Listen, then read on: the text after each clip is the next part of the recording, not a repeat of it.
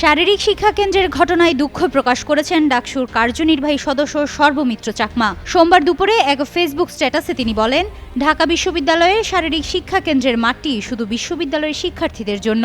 দীর্ঘদিন ধরে বহিরাগতদের অবাধ অনুপ্রবেশ একটি গুরুতর নিরাপত্তা সংকটে রূপ নিয়েছে। বহিরাগত ব্যক্তিদের দ্বারা প্রায় নারী শিক্ষার্থীদের হেনস্থার ঘটনা ঘটে, মোবাইল ফোন, মানিব্যাগ ও সাইকেল চুরির মতো নেক্কারজনক ঘটনাও ঘটে।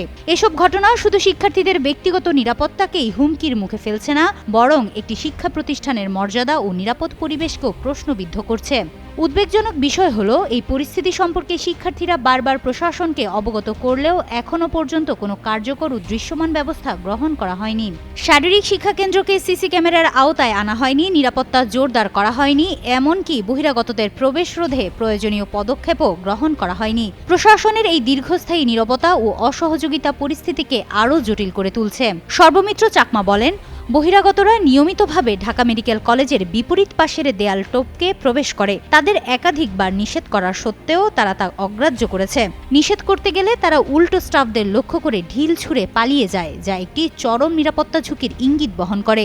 এমন বাস্তবতায় শিক্ষার্থীরা বারবার অভিযোগ জানালেও কার্যকর সমাধান না আসায় ক্ষোভ ও আতঙ্ক ক্রমেই বাড়তে থাকে। পরিস্থিতি নিয়ন্ত্রণে সর্বমিত্র চাকমা তাৎক্ষণিক সিদ্ধান্ত নিয়ে তাদের কান ধরে উঠবোস করান, যা আদর্শ বা প্রত্যাশিত আচরণের মধ্যে পড়ে না। পরবর্তীতে তিনি স্বীকার করেন, ওই পদ্ধতিতে কাউকে শাস্তি দেওয়া সমীচীন হয়নি। ঘটনাটির জন্য তিনি দুঃখ প্রকাশ করেন এবং অনাকাঙ্ক্ষিত পরিস্থিতি সৃষ্টির দায় স্বীকার করে নিঃশর্ত ক্ষমা প্রার্থনার কথা জানান।